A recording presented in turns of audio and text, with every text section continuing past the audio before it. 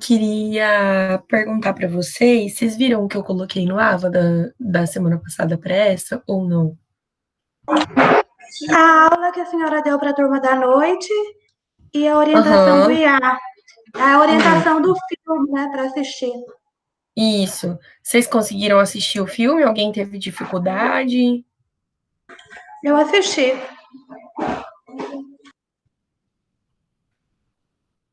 O Bicho de Sete Cabeças. Todo mundo conseguiu assistir ou teve alguém que não conseguiu, gente?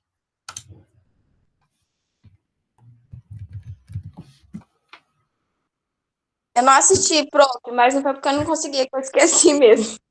Tá, mas não teve problema com arquivo, nada assim. Não. Tá, então tudo bem.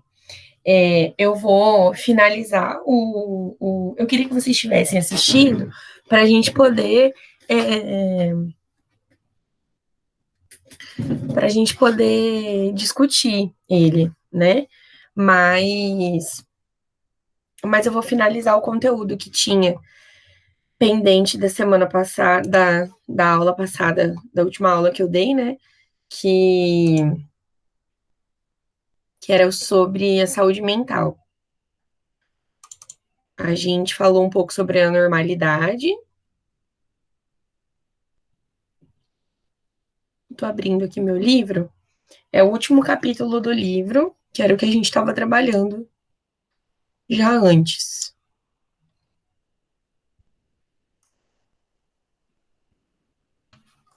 Deixa eu encontrar em que página que tá, que eu já falo para vocês.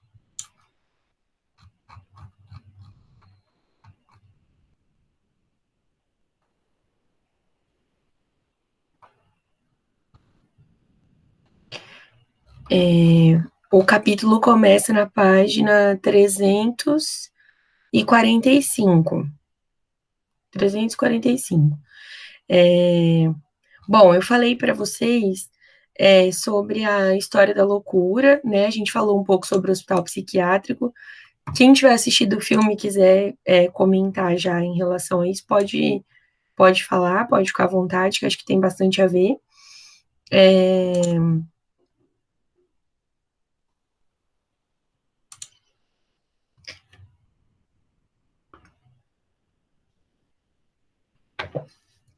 bom, quando a gente pensa é, na história da loucura, né?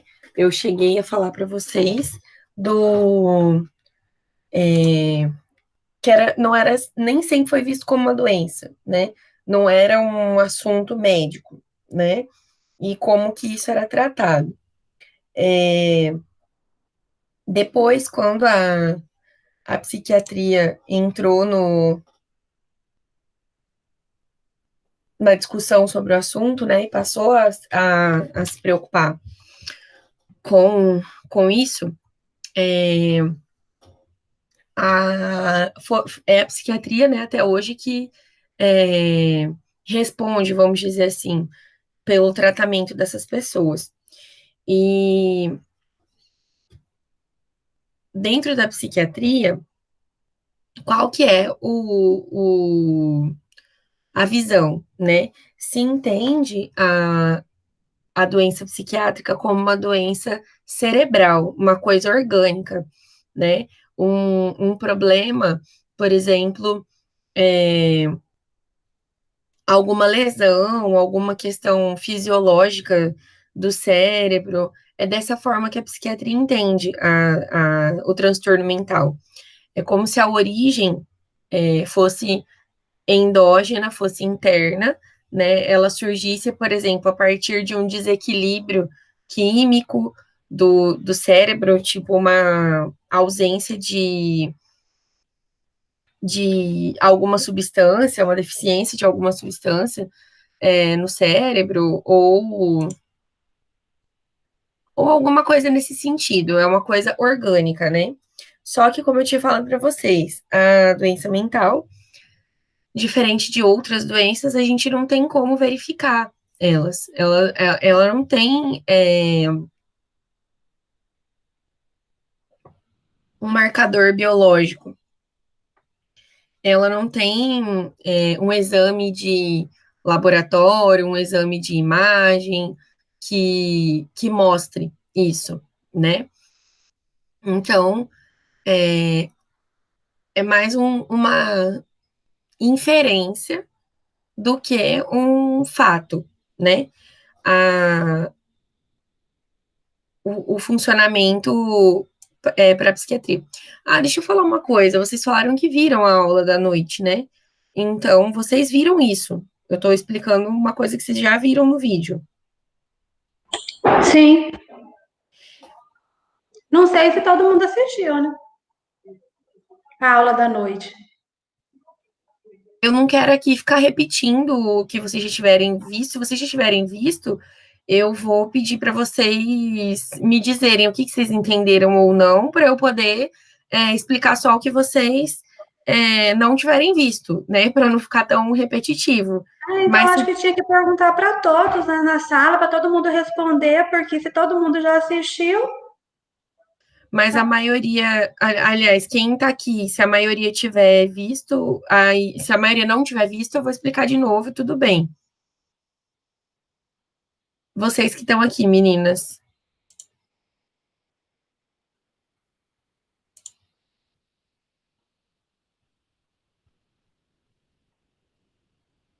No, tá, então tá. Então eu vou.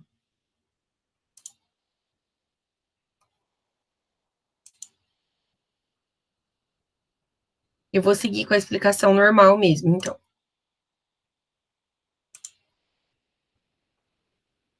Então é isso. E, em resumo, para a psiquiatria é uma doença orgânica, tem origem orgânica, tem a ver com ou um desequilíbrio de substâncias e de um desequilíbrio fisiológico, né, no sistema nervoso, ou uma lesão orgânica, uma má formação de alguma estrutura no sistema nervoso, algo nesse sentido. Então, a ideia é que a doença, o transtorno mental, tem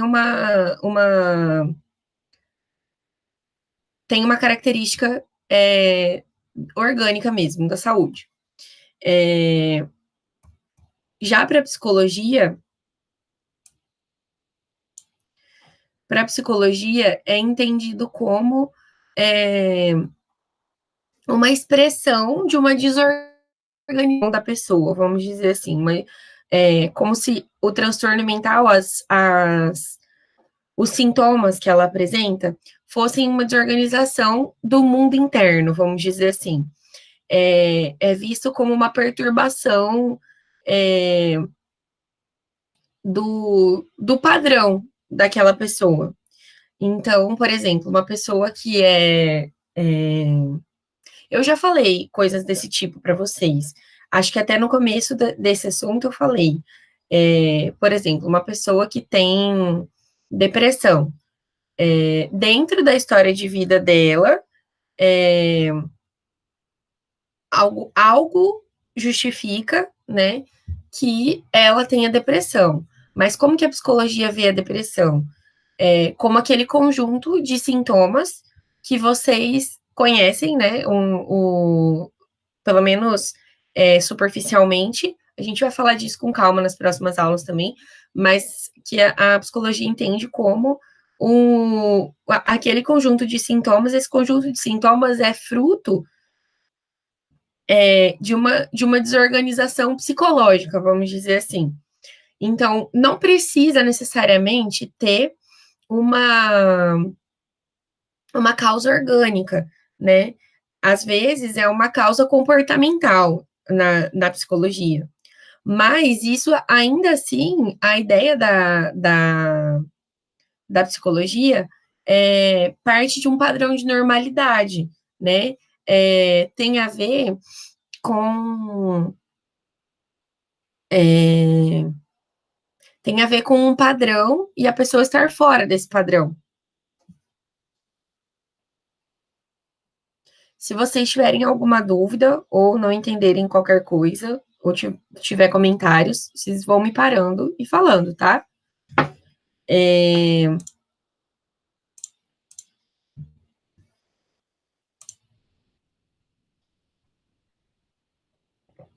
em relação ao ótimo, como assim um padrão? A gente tem um padrão de comportamento. A pessoa que não tem um transtorno mental, ela tem uma ausência desses sintomas, vamos dizer. E isso seria o comportamento padrão. Eu vou explicar o normal e o patológico, acho que vai ficar mais claro também. Mas Professora, pode falar. ao padrão, no caso, o padrão, ele se encaixa na cultura, né? Que a pessoa vive, no caso. Isso, exatamente, exatamente. Então, ela deu uma boa luz do assunto, mas tanto a psicologia quanto a psiquiatria pensam nesse padrão de normalidade, né, para dizer da saúde mental.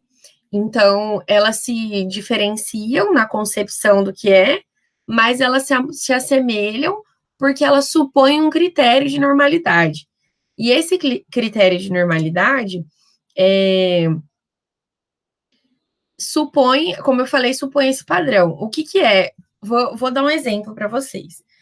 Em outro tempo, em outra época, tem documentos, tá? Isso não é um exemplo tirado de, sei lá, da imaginação, mas tem documentos que dizem de um hospital psiquiátrico em São Paulo, lá na década de 50, que tinham mulheres que apresentavam um comportamento sexual avançado para a época. Elas não preservavam a virgindade até o casamento, por exemplo. E aí, elas eram consideradas loucas por conta disso, lá naquela época. Elas eram fora do padrão. E isso era considerado uma expressão de loucura. Hoje, por mais que ainda exista uma tendência conservadora nesse sentido, por mais que ainda existam pessoas que achem importante guardar a virgindade para o casamento e que algumas mulheres vão optar por fazer isso, outras não. Ainda assim, as mulheres que não optarem por isso, a gente não vai entender elas como loucas, certo? A gente pode dizer, eu acho que ela tá certa, eu acho que ela tá errada, eu acho que ela não deveria fazer isso, mas tá longe da gente achar que uma pessoa que, por isso, ela é louca. Vocês concordam comigo? Sim, tanto é que hoje em dia a gente até se assusta de encontrar uma mulher que mudou o padrão, com 20 e poucos anos virgem ainda. Então, hoje em dia Aham, mudou o padrão. exatamente. Um pouquinho. Pronto. Exatamente, tem a ver com um padrão da época que era considerado normal. A palavra normal, ela tem a ver com norma, né? Com normalidade. É, e aí é o que está dentro dessa norma é que é o considerado normal. Não o mais comum, aliás, muitas vezes é o mais comum, não baseado num critério objetivo, isso. Tanto que aqui, o que a gente considera normal aqui no Brasil, talvez não vai ser normal, sei lá, num país que tem uma cultura muito diferente da nossa, como, por exemplo, a Índia, ou como, por exemplo, aqueles países é, no Oriente Médio, onde a pessoa pode ter vários casamentos. Um homem pode se casar várias vezes. Ao mesmo tempo, ele pode ser casado com várias mulheres. Aqui no Brasil, isso não é normal. Aqui no Brasil, não é normal, por exemplo, uma menina de 15 anos casar hoje, né? Em outro tempo já foi normal. Hoje a nossa legislação nem permite essas coisas.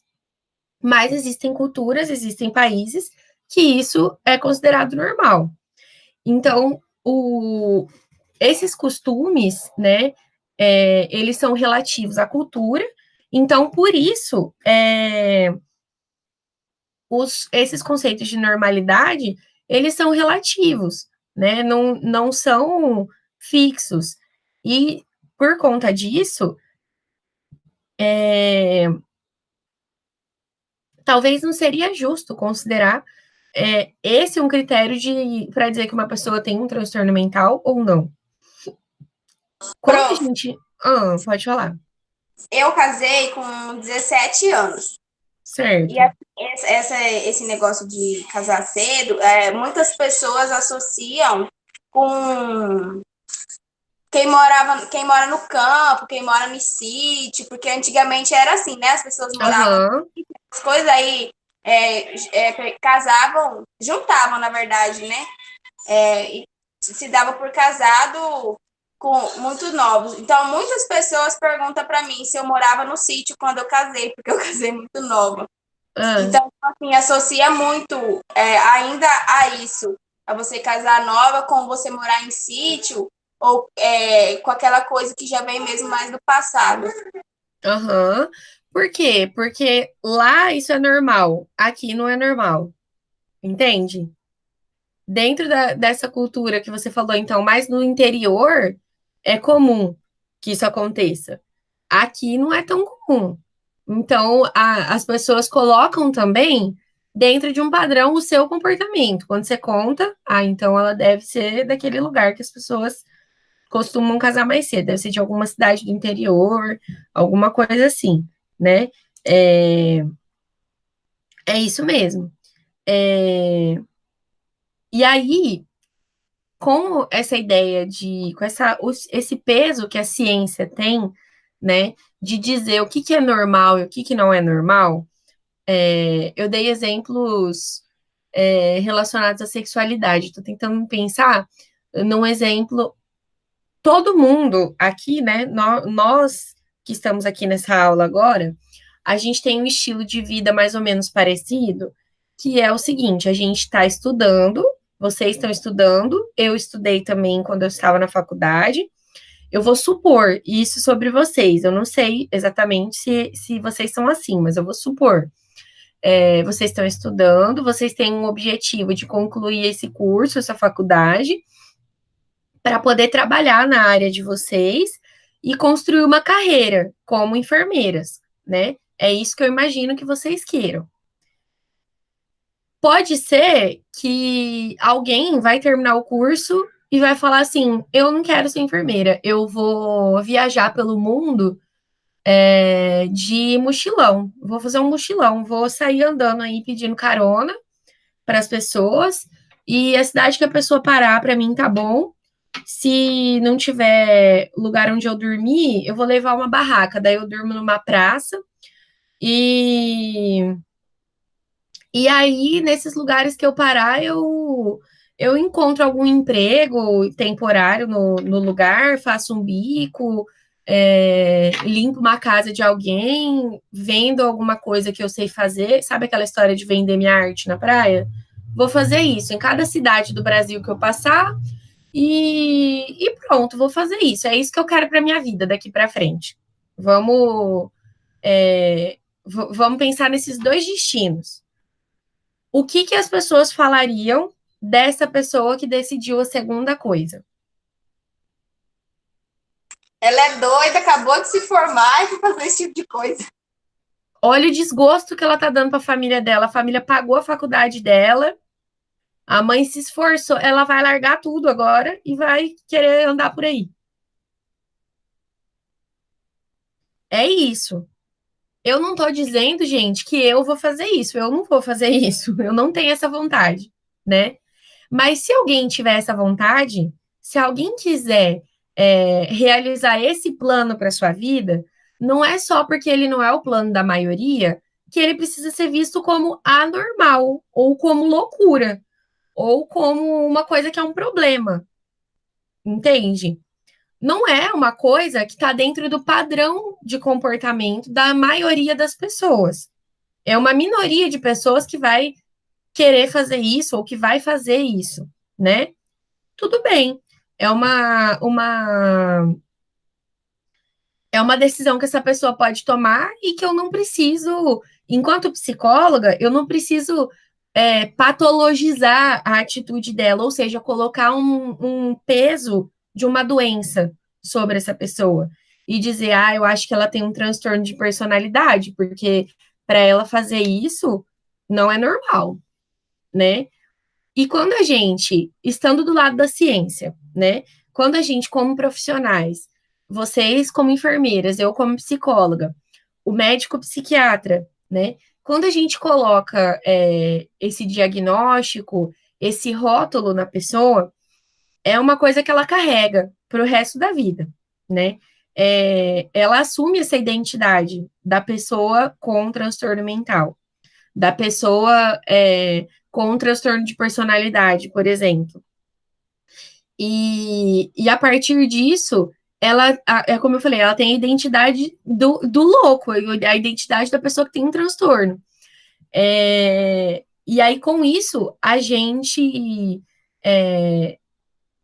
sentencia o destino das pessoas com base num conhecimento que é relativo, que é polêmico, que não é seguro, né? É justo isso? Quando, quando eu trabalhava no hospital,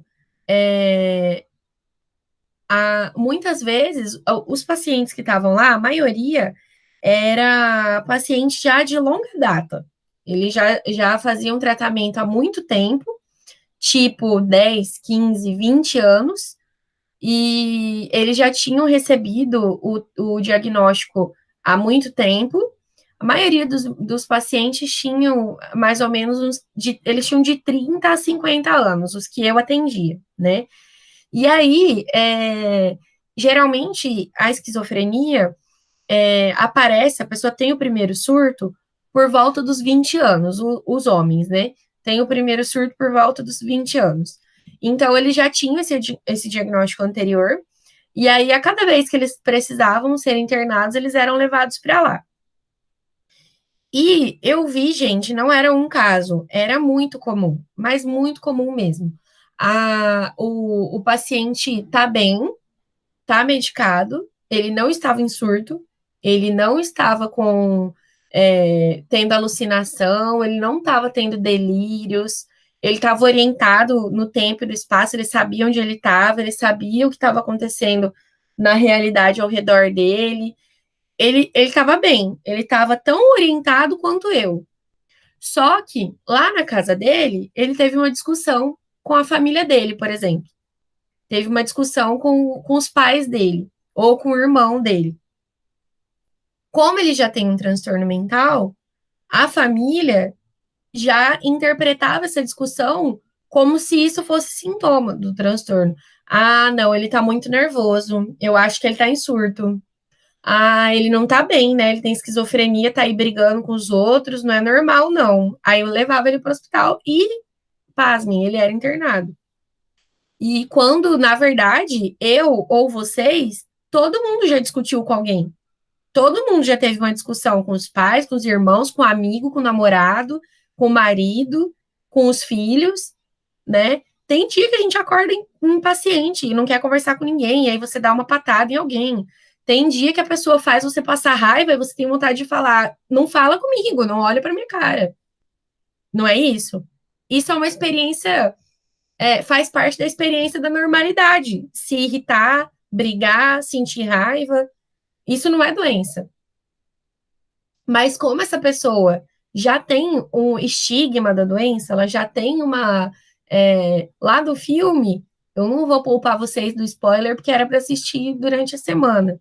Mas lá no filme, depois que o personagem é internado, um personagem é internado, depois que ele passa pela internação, ele passa por uma situação exatamente como essa que eu tô falando. Ele passa por uma frustração, ele demonstra uma irritação, e aí o que acontece com ele? Ele é mandado para o hospital novamente, mesmo sendo uma irritação que qualquer pessoa poderia ter. Não era um sintoma da doença, certo? Mas, professora, Ah, lá no caso do filme, já começou tudo errado, né? Começou tudo errado. Desde já. a falta de comunicação em casa, a falta de comunicação que levou ele, que foi o início, né? Tipo, o Uhum, estopim foi o cigarro de maconha. Mas, sim, tipo, as discussões, a agressividade, a, a, a fala agressiva do pai dele, o tipo de comunicação agressiva, fazia com que o filho tornasse agressivo. isso. Aí a gota d'água foi o cigarro de maconha, aí continuou errado durante a internação. Porque lá na internação, ninguém ouviu ele.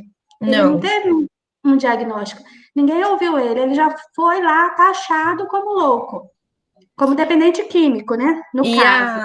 E a família indo visitar e não levando em consideração absolutamente nada do que ele falava.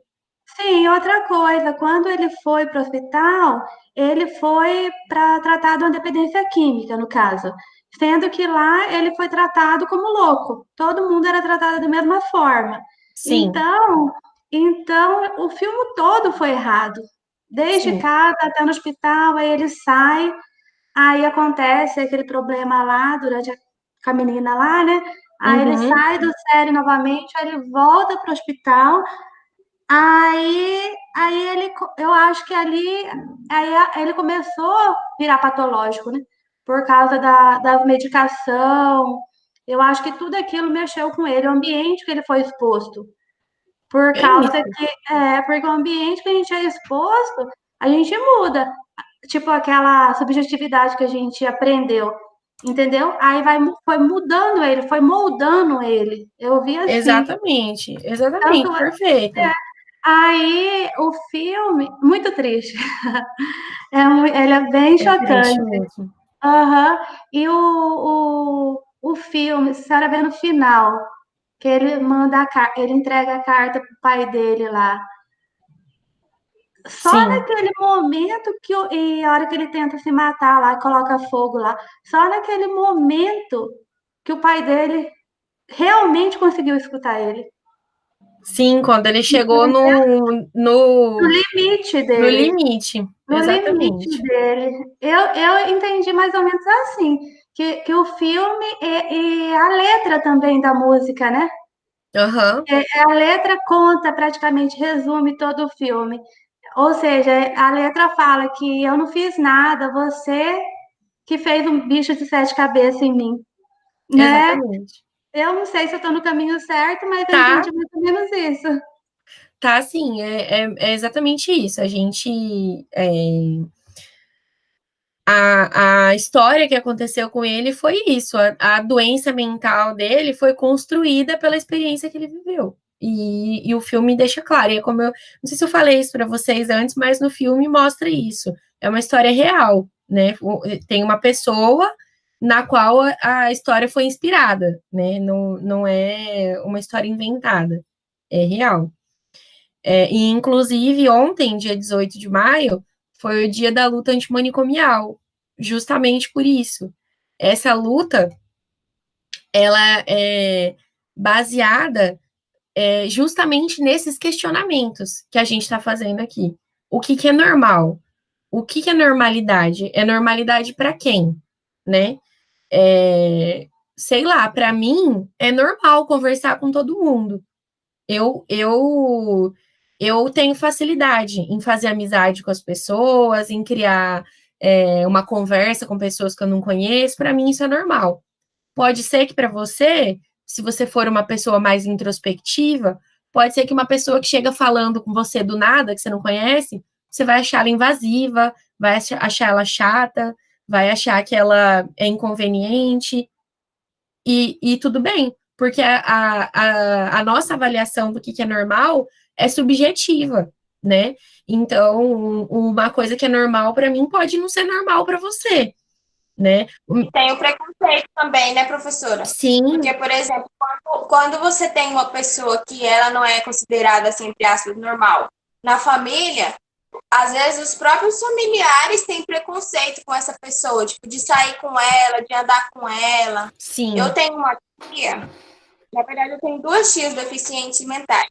Uma é de nascença e uhum, outra não. Uma é irmã do meu pai, outra é irmã da minha mãe. A uhum, irmã da minha mãe, ela sofreu um acidente com 7 anos de idade caiu uma árvore em cima da casa deles, na época. Nossa, E aí caiu no quarto dela e tirou parte do cérebro dela. nossa, que Nessa grave. Foi muito grave. Eles moravam no sítio e aí teve uma tempestade muito forte, aconteceu isso. Como Aham. ela perdeu parte do cérebro, eles fizeram tipo um enxerto com osso de carneiro, se eu não me engano, na cabeça dela e ela ficou com a mente dela paralisada. Então, Uhum. assim, ela tem hoje 53 anos, se eu não me engano. Mas ela Uhum. tem a mente de uma criança de 7 anos, que foi quando aconteceu o acidente. Uhum. A mente dela estacionou naquela época. Desde então, ela não aprendeu mais nada. Ela não sabe ler, ela não sabe escrever. O que ela aprendeu até os 7 anos, ela aprendeu. Depois disso, ela não aprendeu mais. Aham. Então, a gente vê assim, algumas das minhas tias, irmãs dela, não gostam de sair com ela. Sente vergonha, porque ela é igual criança. Se ela vê um brinquedo, ela quer. Se ela vê alguém chupando um sorvete, ela quer também. Ela pede. Tudo que ela vê, ela Aham. ela gosta de brincar de boneca. Então, ela é uma criança. É uma mulher, né? Um corpo de mulher, mas uma mente de criança.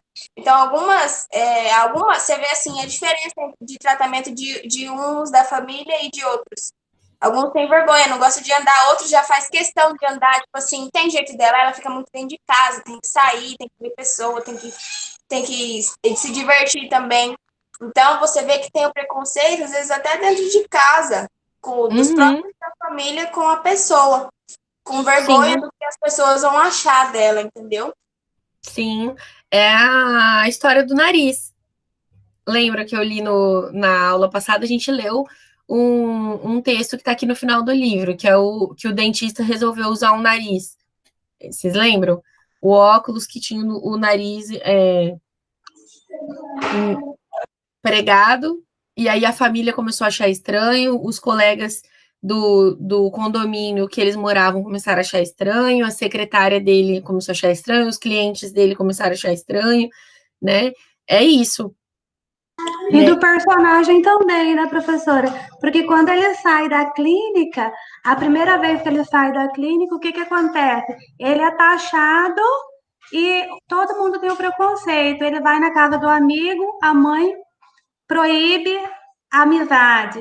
Aham, Ele encontra aquela moça que ele se relacionou, ela simplesmente pede que ele se cuide, vira as costas e vai. Então, ele, por mais que ele tenha tido aqueles transtornos, ele tentou voltar a ser como ele era uhum. antes. Só que a sociedade não deixou. É muito difícil a pessoa se encaixar depois. Muito difícil. Muito difícil mesmo. Por isso que existe, assim, seria importante que o trabalho, por exemplo, aqui em Cuiabá é melhor isso do que lá em Londrina, que é onde eu trabalhei, né? Mas ainda assim não é o ideal. Seria importante que o trabalho com a pessoa que tem transtorno mental fosse fora do hospital muito mais do que dentro. Tanto a pessoa que tem transtorno mental quanto a pessoa que tem dependência química, que essa pessoa está tentando se tratar e deixar de usar droga. O tratamento para essa pessoa fora do hospital, ele é mais importante, mais significativo do que dentro do hospital, porque o problema, a dificuldade dela é justamente se encaixar na sociedade, certo? Então, excluir ela da sociedade não ajuda ela a aprender o social, não ajuda ela a aprender a se relacionar, né? Quando os meus pacientes lá do hospital, quando eles chegavam em surto, eu acho que eu falei isso para vocês na aula passada também. Tinha paciente que chegava lá e ele estava muito mal, ele estava se colocando em risco, ele estava oferecendo risco para outras pessoas, ele realmente estava muito agressivo, não estava comendo, não estava dormindo, não estava tomando banho, né? Realmente, essa pessoa precisa de ajuda. Eu não estou dizendo que ela não precisa de ajuda, ela precisa ser amparada. E a partir do momento que ela se restabelece dentro do hospital, né, que nesse caso a internação era necessária, se ele estava se colocando em risco, se ele estava dessa forma como eu falei, e a partir do momento que ele se estabelece, mesmo que ele não esteja normal, porque ele não vai ser normal nunca, ele não vai ser igual a mim, em todas as minhas funções que eu executo no meu dia a dia, ele não vai ser igual, porque eu sou uma pessoa e ele é outra, certo? Então, é, a partir do momento que ele voltou ao normal dele, né, que ele consegue se cuidar, que ele consegue manter um equilíbrio mínimo na vida dele, o tratamento dele deveria ser fora do hospital, para que ele pudesse se adaptar ao mundo lá fora e também para que ele não fosse mais excluído. Esses pacientes que eu falei para vocês que fazem tratamento há 30 anos, 20 anos, eles não se adaptam mais fora do hospital. Que eles ficam lá 3 meses, aí 1 mês eles ficam fora do hospital, aí volta, fica mais 3 meses, aí fica 2 meses fora do hospital, aí fica 3 meses, aí fica 2 semanas fora do hospital. Então, em um ano, eles têm 3, 4 internações, né? Então, ele praticamente mora no hospital e passa férias fora do hospital. Então, a vida dele é ali dentro. Ele não se adapta mais fora daquilo, né? E isso é triste, pensar que o mundo daquela pessoa é aquele lugar, né? Então, com base em todos esses questionamentos, né, que também são os questionamentos que levam à luta antimanicomial, surge a antipsiquiatria e a psiquiatria social. Elas são justamente oposição às abordagens tradicionais da doença mental. Elas surgem como teorias críticas, né, que questionam esse conceito de normalidade, que fazem uma negação da psiquiatria clássica, que elas entendem que a loucura, a doença mental, é uma construção, né? É uma construção da sociedade, não é uma coisa que existe em si, né? Como eu falei para vocês também, não tem um exame para diagnosticar, o diagnóstico é clínico. Então, por que na medicina tudo é muito bem estabelecido com critérios, né? Tudo é baseado em evidência. Vocês sabem disso, né? Não só na medicina, na enfermagem também é. Tudo baseado em evidência. Você não toma nenhuma conduta baseada em suposição. Todas as condutas, todas as intervenções que são propostas, elas são baseadas em evidência. Por que na psiquiatria não é baseada em evidência? É baseada em suposição e em inferência, né? Então, a loucura, a doença mental, não tem, eu falei, não tem um exame que mostre. Pode ser que alguém vai falar assim, mas tem exame de imagem que mostra uma alteração na estrutura, uma alteração que é visível com o exame de imagem, para pacientes a longo prazo. Paciente que já está há mais de 20 anos diagnosticado com esquizofrenia, se ele fizer um exame de imagem, aparece uma alteração numa estrutura específica do cérebro. Só que o paciente que está há 20 anos diagnosticado com esquizofrenia, ele está sendo medicado há 20 anos também. Então, não tem como saber se essa alteração que aparece no exame é por conta da doença ou se é por conta da medicação, certo? Então, não tem como afirmar. É tudo muito incerto. E aí, o Foucault, que eu trouxe para contar a história da loucura, ele tem uma frase que tem a ver com esse ponto de vista também. A doença só tem realidade e valor de doença no interior de uma cultura que a reconhece como tal. Ou seja, só é considerado loucura se a sociedade considerar loucura. Se a sociedade considerar normal, é normal. Depende do significado que vai ser dado para isso. A gente, se a gente vê um comportamento de uma pessoa, por exemplo, se eu estiver no ônibus e uma pessoa estiver falando sozinha, as pessoas vão pensar, ixi, essa daí é louca, né? Mas e se essa pessoa estiver segurando um terço? Ela não está falando sozinha, ela está rezando. O falar sozinho dela tem uma outra função. Tem uma função que a cultura reconhece, a sociedade reconhece como religiosa. Então, ela não é louca, ela tá rezando só. Entende? Então, é o significado que a gente vai dar para aquilo. E aí, um outro ponto que a antipsiquiatria traz é denunciar essa manipulação do saber científico, né? Esse rótulo que se coloca. Então, essa pessoa, a partir do momento que ela recebe esse diagnóstico, ela é retirada a dignidade, a autonomia, as pessoas decidem as coisas por ela não pode mais sair de casa sozinha, ela não pode mais decidir o que é feito com o dinheiro dela, né? E tudo isso.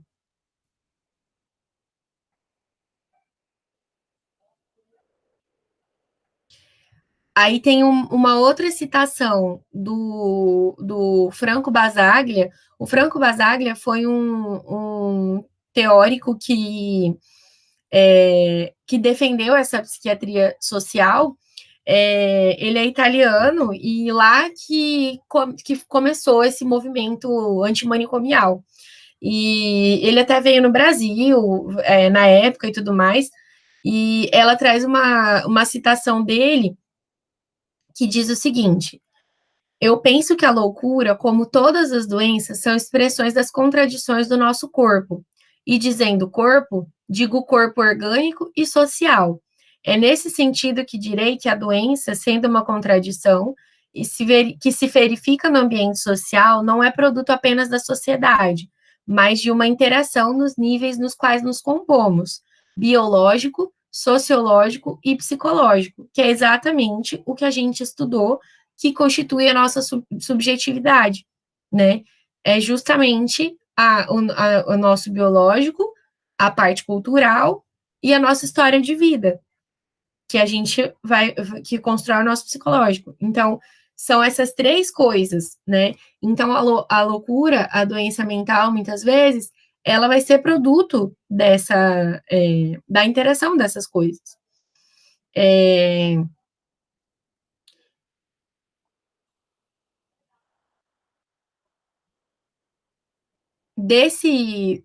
O desafio que a gente enfrenta a partir dessa perspectiva, então, é a gente não nos esquivar dessa questão da loucura, do sofrimento do outro.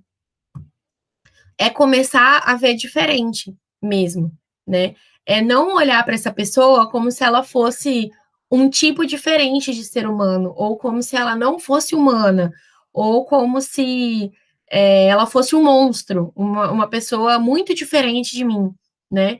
Um ser muito diferente de mim.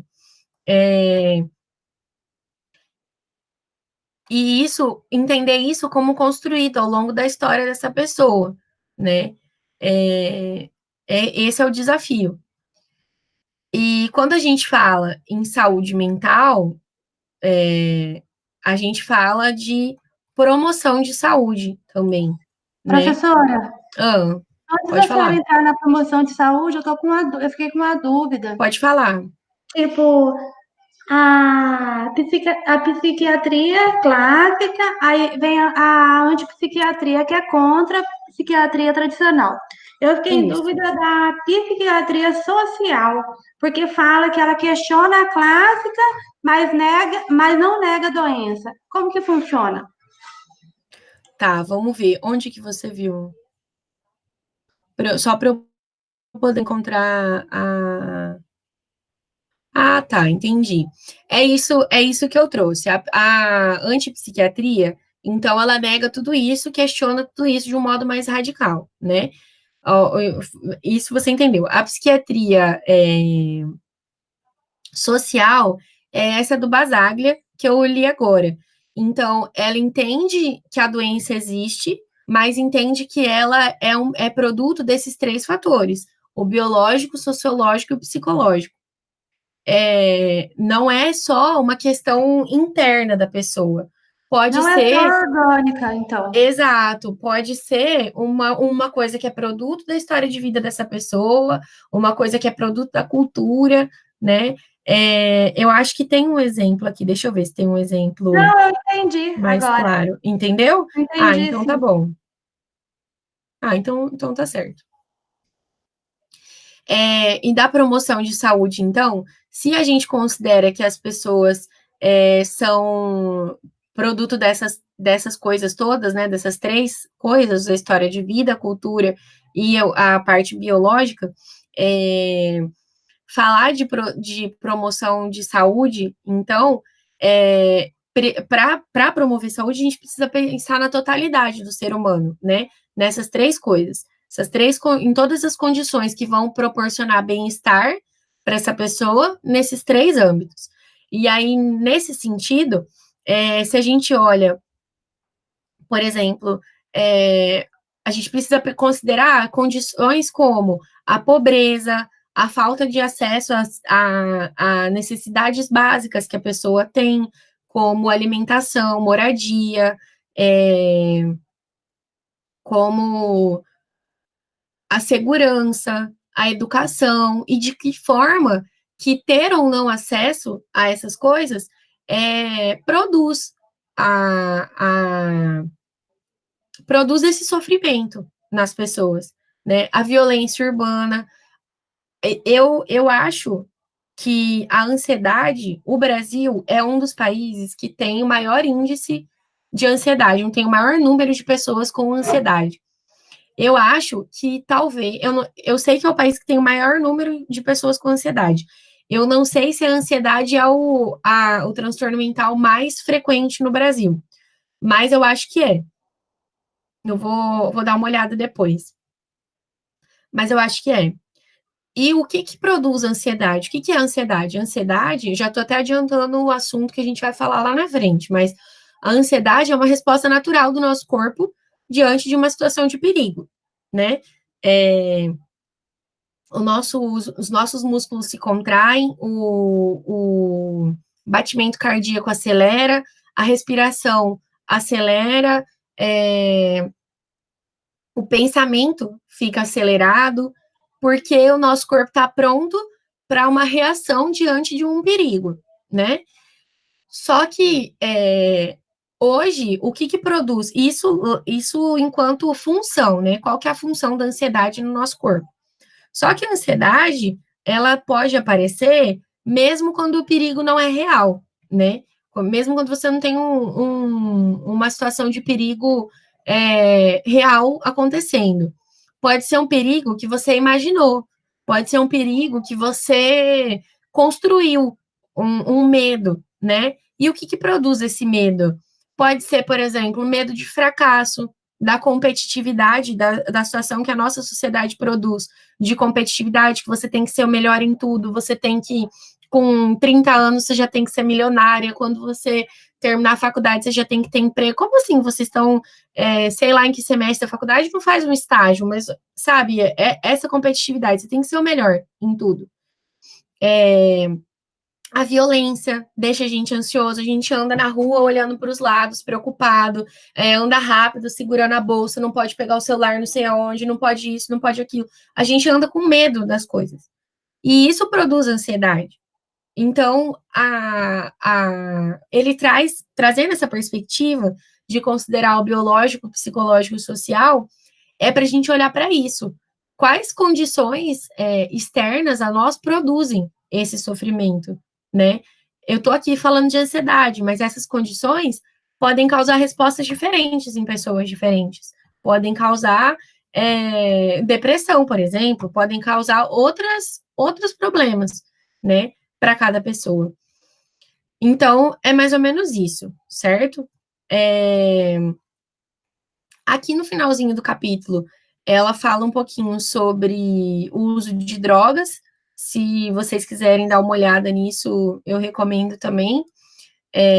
Não é nada muito específico, nada muito longo também, mas é uma reflexãozinha. Deixa eu ver aqui o que eu coloquei para o IA para gente falar disso. Tudo bem, gente? Tá tudo. Tem alguma dúvida? Vocês querem fazer alguma pergunta? Não,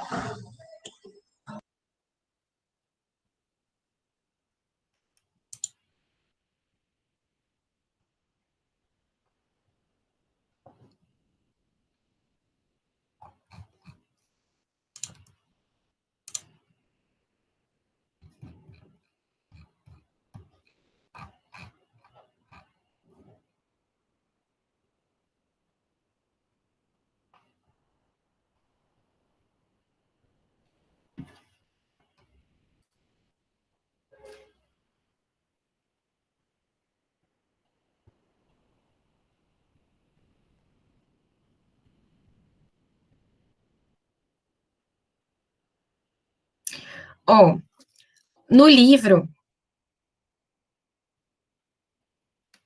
vou compartilhar minha tela com vocês,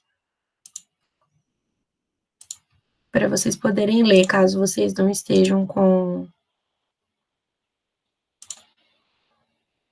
Apareceu aí para vocês? Acho que apareceu, né? Eu tô aqui na página 357. Aqui tem algumas perguntas. Eu vou pedir para vocês responderem algumas delas no IA, tá? Uma é: a partir do filme, discutir a construção social da loucura. Ai, meu Deus. Então, a partir do filme, essa daqui, mas é a partir do filme.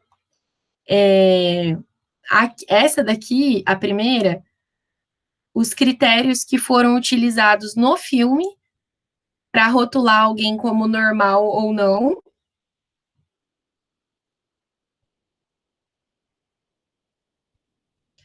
E a partir dessas duas questões, vocês vão escrever um texto corrido.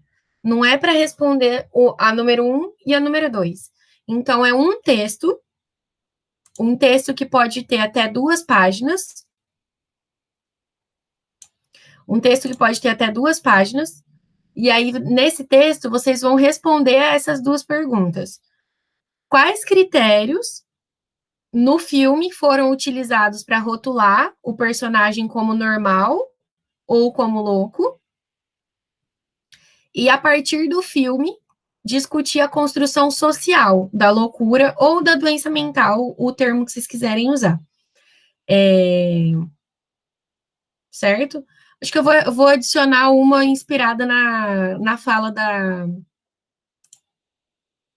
Esqueci seu nome, me desculpe. Da Leidiane. Inspirada na fala dela, eu vou adicionar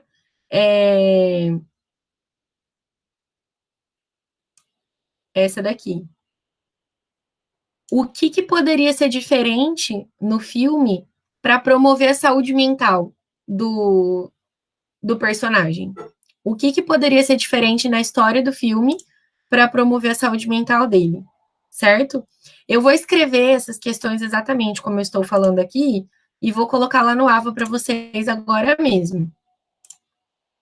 Enquanto isso, vocês têm, gente, mais alguma dúvida, mais alguma questão, observações? Eu tenho uma rapidão, professora. Fala. Uhum. Não, pode falar.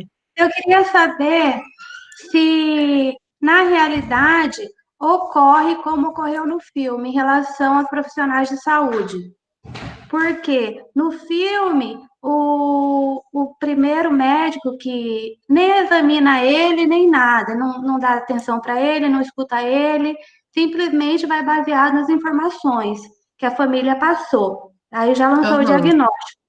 Aí, quando ele volta na segunda vez que ele é internado, ele já tem um tratamentinho assim, entre aspas, com um pouquinho mais de atenção, que quando ocorre aquela briga no refeitório e o rapaz foi lá, teve traumatismo craniano, e o enfermeiro começa a perseguir ele, porque o médico, tipo, já estava dando um outro tratamento para ele, né? Eu quero saber se isso acontece muito, porque isso atrapalha também, né? Com certeza. Aquilo pode acontecer. Aquela postura do médico do começo pode acontecer, tá? Por que isso? Porque tem gente que vai continuar mantendo esse pensamento retrógrado e equivocado de que o louco tem que ser excluído, de que ele não tem que ser ouvido, de que ele não tem nada para falar, que ele não pode contribuir com o tratamento dele em nada. Então, aquilo pode acontecer. Mas a pessoa que age daquela forma, ela tá errada, independente de ser psiquiatra, independente de ser clínico geral, independente de ser enfermeiro, a profissão que for. Depois da reforma psiquiátrica, a gente tem leis, né, que garantem o direito da pessoa com transtorno mental. A lei brasileira é a Lei 10.216. Essa legislação, ela diz, por exemplo, que o paciente tem direito a conhecer o tratamento dele, a saber a quais procedimentos ele vai ser submetido. É, a gente tem, por exemplo, canais para denunciar desrespeito aos direitos humanos, e tudo isso tem que ser levado em consideração hoje, né? Então, eu não vou dizer para você que não acontece, pode acontecer.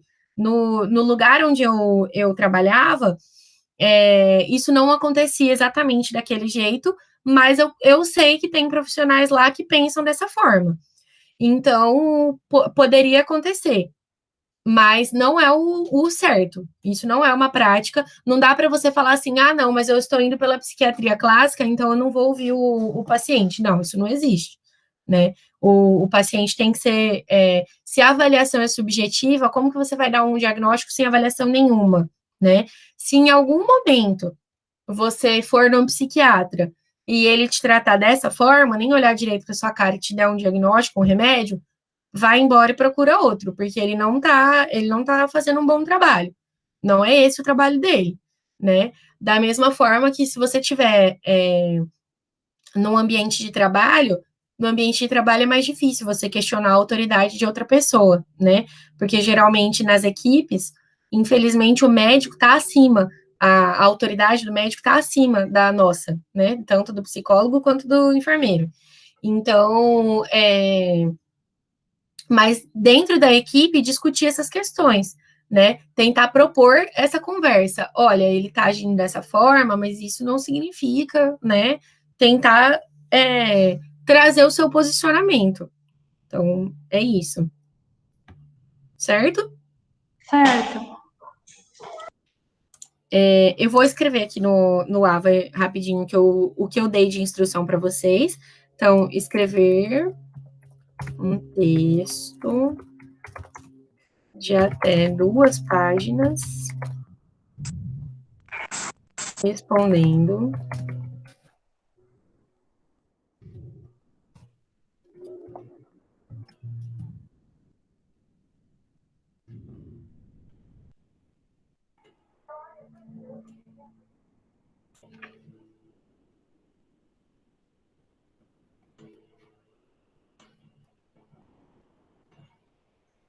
Eu fico emocionada com esse filme ainda, até hoje. Eu já assisti ele umas 200 vezes, mais ou menos. Mas ainda assim, se a gente tivesse em sala, a gente teria assistido juntos.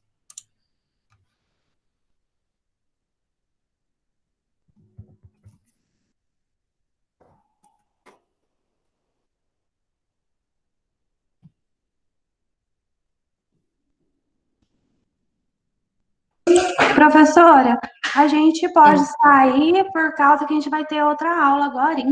É verdade. Vocês têm outra aula daqui a pouco. Eu tinha esquecido. Pode, claro. Eu já encerrei o conteúdo, o que eu tinha que explicar. Só se vocês tiverem mais alguma dúvida, alguma colocação para fazer. Mas eu já estou terminando de colocar as questões aqui no Ava. Assim que vocês saírem da aula, já vai estar lá. Tá bom, então. Até mais. Tá bom? Obrigada, meninas. Prof, até que dia que é para entregar? Eu vou colocar a data aqui, mas eu vou estabelecer um prazo. Deixa eu olhar o cronograma aqui.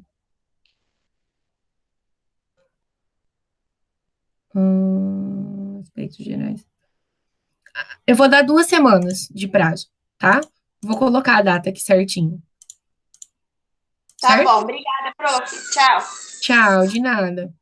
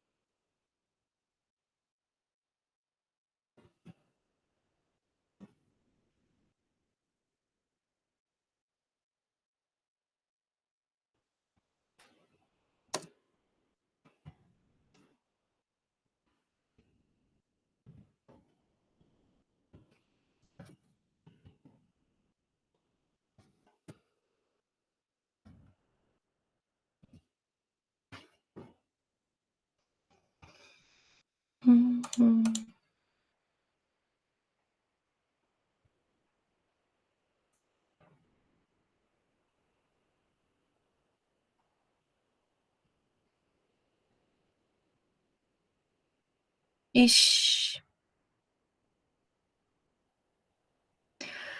Bom, eu só tô vendo agora uma pergunta que a Priscila fez antes de sair, eu não tinha olhado o chat antes. A Priscila perguntou, ela escreveu assim: professora, não entendi muito bem a ligação da promoção de saúde do biológico com o histórico e social. Bom, se a gente considerar a perspectiva de que a doença mental ela tem uma relação com, é, com a nossa parte biológica, então com a nossa saúde física, vamos dizer assim, o equilíbrio fisiológico, mas ela também tem uma relação com a nossa história de vida e também tem uma relação com a nossa cultura. Então, a gente deveria, para promover saúde mental, intervir nessas três coisas, né? Na cultura, produzindo uma cultura que seja mais saudável, que ajude as pessoas a serem mais saudáveis. Então, uma cultura que não seja. Eu dei o exemplo da competitividade. Então, uma cultura menos competitiva seria, talvez, uma saída para produzir menos pessoas ansiosas ou pessoas menos ansiosas. Essa seria uma saída possível. A violência, como eu falei, é uma coisa que causa ansiedade também. Então, talvez seria uma saída as ações de controle a essa violência também. Oferecer segurança para as pessoas seria uma maneira de que elas fossem menos ansiosas. Dentro da história de vida, a gente teria que analisar caso a caso, né? Então, dentro da história individual, lá no filme, um aspecto que a gente pode relacionar é, por exemplo, o personagem principal, a Leidiane bem pontuou, ela falou assim,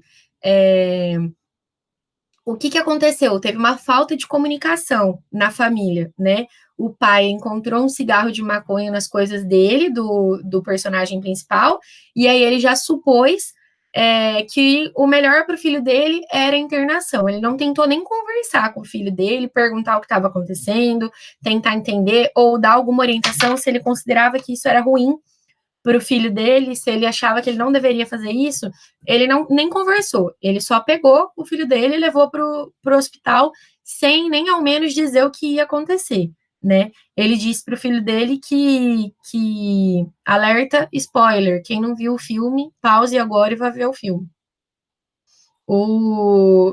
Ele disse para o filho dele que ele ia visitar um amigo dele que estava internado. E aí ele chegou lá e deixou o filho dele e foi embora.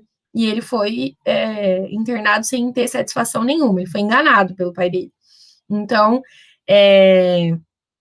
esses pontos da história individual, a falta de comunicação, a imposição das coisas sem uma explicação, isso são pontos na história individual que geram problemas de relacionamento com a família, o familiar que fez isso, e isso produz também sofrimento mental. Então, esses seriam exemplos no psicológico e no histórico e social da pessoa. Caso não esteja claro, Priscila, se você não tiver entendido, me manda uma mensagem que eu te explico de novo, tá bom? Obrigada para você que assistiu até aqui, um beijo e até a próxima aula.